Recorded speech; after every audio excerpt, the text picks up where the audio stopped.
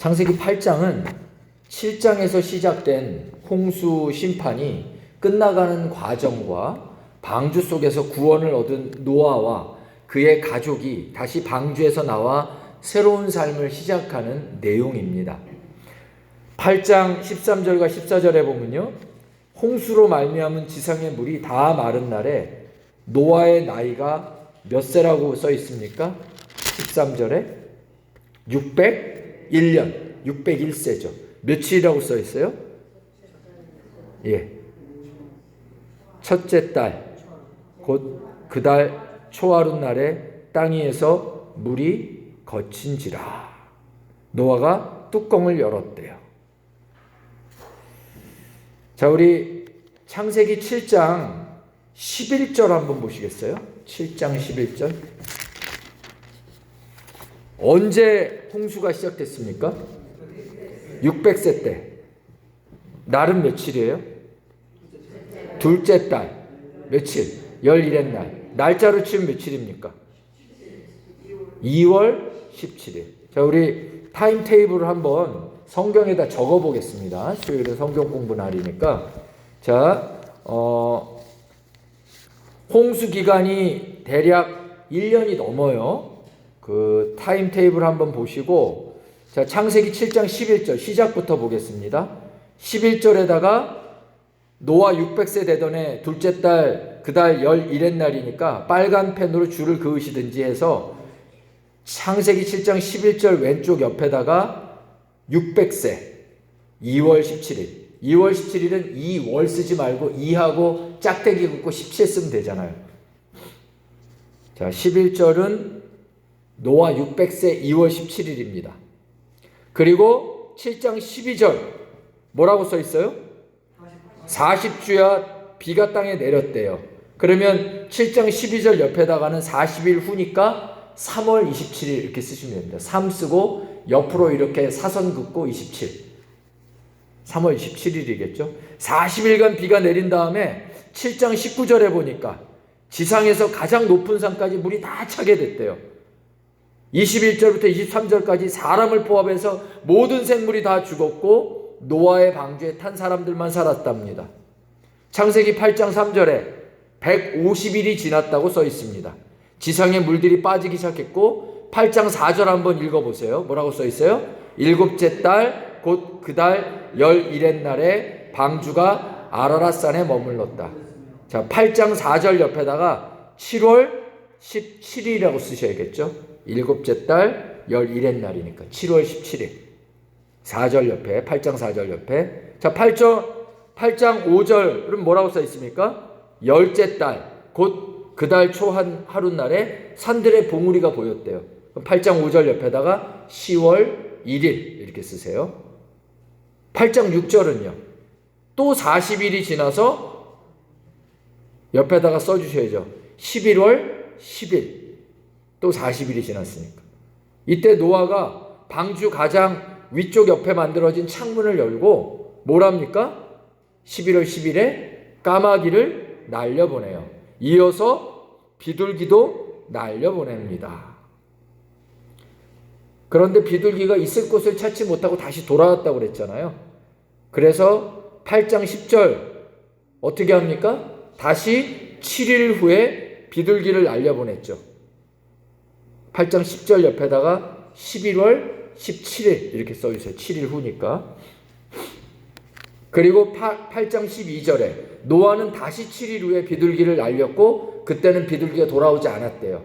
그러니까 8장 12절 옆에 24일이라고 쓰시면 되죠. 13절, 8장 13절에 뭐라고 써 있습니까? 601년 첫째 달 곧 그 달 초하룻 날에 노아가 방주의 뚜껑을 열고 드디어 밖의 상황을 확인해 봅니다. 8장 13절에다가 쓰셔야겠죠. 601년이니까 601세 옆에다가 8장 13절 옆에 601세 1월 1일. 그러니까 601세가 되는 1월 첫날에 드디어 뚜껑을 딱 연 거예요. 방주의 뚜껑을. 그리고 8장 14절 둘째 달 21의 날에 드디어 땅이 말랐다라고 써 있습니다. 그러니까 8장 14절 옆에다가 쓰세요. 2월 27일. 자, 8장 13절과 14절에 노아의 나이가 601세고 2월 27일입니다. 홍수가 시작된 날은 언제라고 그랬어요? 7장 11절에 600세, 1년 전 2월 17일. 그러면 홍수 기간은 전체 얼마입니까? 1년 10일. 예, 그 정도 되겠죠. 이렇게 타임테이블을 적어보면 홍수 기간이 전체 1년 10일이었는데 지상에 40일간 비가 내림으로 지상의 모든 생물들이 그 40일 비 내린 이후에 죽었고, 물이 며칠간 머물렀다고 그랬어요 아까? 150일간. 150일간 머물다가 물이 감했죠. 그리고 8장 4절에 방주가 물에 떠다니다가 어디에 머물렀다고 써 있습니까? 아라랏산. 성경 속에서 이 아라랏산은요, 그 나라 어디냐 하면 메데라고 하는 나라의 속국이었던 스키타이 족속들의, 안 쓰셔도 돼요, 스키타이 족속들의 작은 소국이었습니다. 그 아라랏산은 그 나라 안에 스키타이 족속의 그 살고 있던 나라의 산의 지명입니다. 그곳은 메소포타미아 지역 두 강 유프라테, 티그리스 잘 아시죠? 그 계곡 상단에 위치했던 알메니아 고지대에 위치하는 것으로 추정합니다. 아무도 모릅니다. 이 아라랏산이 어딘지는. 이 지역은 옛 대륙의 중심지였고 이후에 노아의 후손들이 번성해 나가기 가장 적합했던 장소로 우리는 이후에 성경 공부를 할 수가 있습니다. 노아의 방주, 이 땅의 구원의 방주로 만드신 주님의 교회는 이처럼 하나님이 보호하시고 또 이후로 부흥할 수 있는 자리와 길들을 인도하신다는 거예요. 물이 가득한데 거기가 아라랏산인지 아닌지 알 게 뭡니까? 훗날 거기서부터 다시 온 세계 민족을 향해 노아의 후손들이 셈, 함, 야벳이 뻗어가잖아요. 그 아라랏산이 가장 최적의 장소였다는 것을 훗날 알게 됩니다. 우리가 이 땅 살아가면서 교회의 역사, 또 여러분 자신들이 교회 아닙니까? 여러분이 이 세상에서 뻗어나갈 수 있는 가장 최적의 자리를 풍랑 속에서도 하나님은 가장 정확하게 우리에게 머무르게 하신다는 거예요. 그러니 내가 그 풍랑을 벗어나려 하지 마시고요, 하나님이 아라랏산에 딱 걸리게 하신 그것을 기다리고 믿으시기 바랍니다. 주님만 의지하면 하나님께서 우리를 가장 좋은 자리로 인도하시는 줄로 믿습니다. 물이 줄고 노아와 그의 가족들이 방주에서 내려오는 과정 속에서 성경이 가르쳐주는 여러 가지 사항들이 있습니다. 한 3가지 사항만 살펴보고 말씀을 정리해 보겠습니다. 첫 번째는 노아의 신중한 모습입니다. 8장 6절을 보십시오. 노아는 물이 줄어들기 시작하자 방주의 창을 엽니다. 방주 밖의 상황을 확인하려고 새를 보내는 내용들이 나오잖아요. 근데 처음에 7절에 어느 새부터 날립니까? 까마귀를 날려보냈는데 까마귀가 돌아오지 않았어요. 그러자 8절과 9절에서 이번에는 어떤 새를 날리죠? 비둘기를 날려보냅니다. 그랬더니 비둘기는 지상에 아직 물이 다 빠지지 않으므로 머물 만한 곳이 없자 다시 방주로 돌아와요. 10절에 보면 다시 7일 후에 비둘기를 내어보내고 저녁이 되어서 다시 비둘기가 돌아왔을 때 뭘 물고 옵니까? 10절에? 감람나무 새 잎사귀. 이 감람나무는 저지대에 사는 그런 나무였어요. 그래서 낮은 평지의 나무에 그 홍수에 물 위에 떠다니는 잎사귀가 아니라 새 잎사귀거든요. 야, 드디어 저지대까지 물이 빠졌고 여기서 새 잎이, 새 생명이 돋아 나는구나 라고 하는 사실을 노아가 확인하게 됩니다.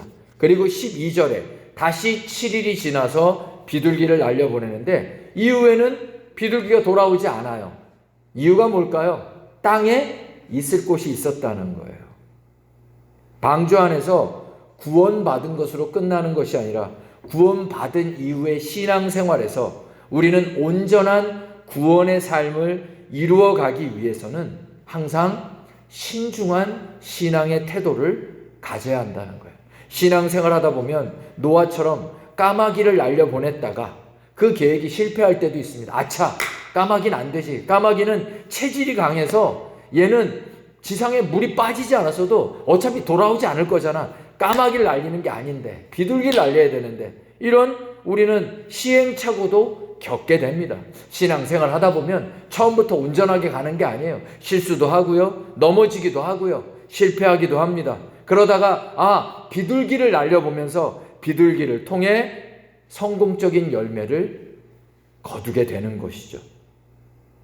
노아는 방주 밖의 세상을 확인하고 살피기 위해 신중하게 까마귀도 날려보고 또 비둘기도 날려보면서 그렇게 이 여러 가지 자기의 신앙의 온전한 부분들을 세워갑니다. 교회 사역도 또 우리 신앙생활도 계획 없이 막무가내로 가는 것이 아니다라는 거예요. 성공하는 사역도 있고요. 교회는 실패하는 사역도 있습니다. 사역의 이 모든 시행착오 속에서 온전함을 갖추어 나가는 게 교회 사역이에요. 모세가 미지의 땅 가나안 정복의 사명을 이루기 위해 사전 전략 수립을 위한 자료 수집을 목적으로 정탐꾼을 파견했다라고 하는 것을 생각하십시오. 모세가 하나님과 직통하는 사람인데, 노아도 하나님과 직통했던 시대의 사람인데 어떻게 그는 이렇게 신중하게 사역했을까요? 바로 이것이 중요하다는 것입니다. 우리가 신앙생활할 때 덮어놓고 신앙생활하는 게 아니에요. 신중하게 체계도 갖추고, 그래서 주일 예배도 드리고, 이것만으로 안 되겠구나, 수요 예배도 나와서 내가 성경 공부도 해야지, 그래 내가 신앙생활할 때 체계 있게 내가 뭘 해야 되는가, 나의 헌금 생활은 어떻게 해야 되는가, 덮어놓고 그냥 헌금 내는 게 아니구나, 내가 가진 수입에서 어떤 부분을 어떻게 하나님 앞에 드리며 예배 생활은 어떻게 할까, 어떻게 성경 공부할까, 이런 계획이 없이 10년이 지나도 5년이 지나도 성경 공부 한 번을 안 하고 그렇게 신앙생활하고 그렇게 가다 보면 이게 우리 신앙이 온전해질 수가 없다라는 거예요.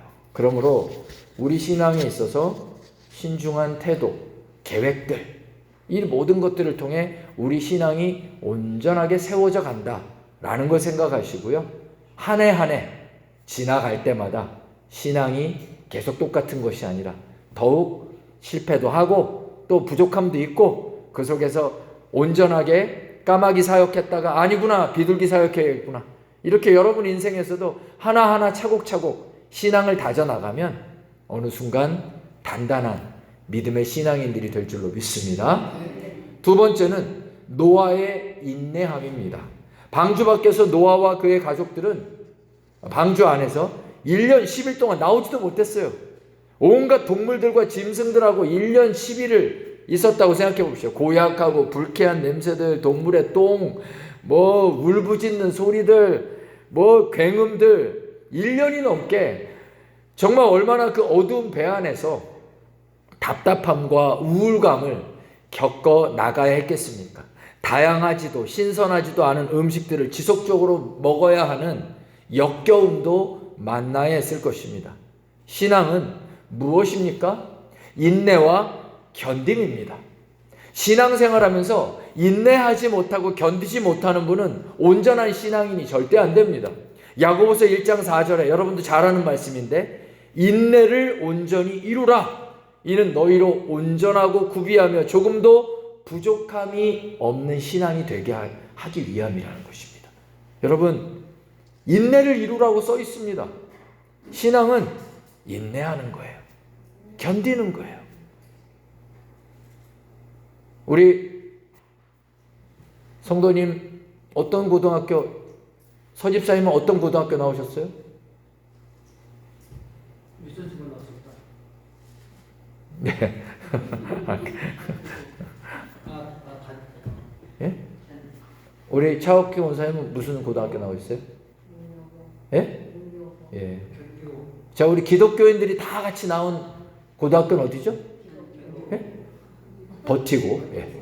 예. 버티고. 엘사가 나온 고등학교는? Let it go, let it go. 예. 세종대왕님이 만드신 고등학교는 각야, 거겨, 고교. 예. 그만할게요. 더 하면 또. 예. 예전에 여러분 세대들은 다 알 거예요. 술 마시고 나면 컨디션. 우리가 그리스도인을 이 땅 살아갈 때 줘야 될 건 컨디션이 아니라 뭘까요? 비슷한데 말이? 한번 옆에 분 보고 얘기해 보세요. 옆에 분 보고 손 이렇게 딱 내밀고 옆에 분 보세요. 자, 말해 보세요. 견디셔. 예, 견디셔. 다른 분에게. 자, 좀 견디셔. 예, 예. 견디시면 승리할 줄로 믿습니다. 노아는 그 방주에서 편한 것만이 아니었어요. 교회 생활이 편한 거 아닙니다.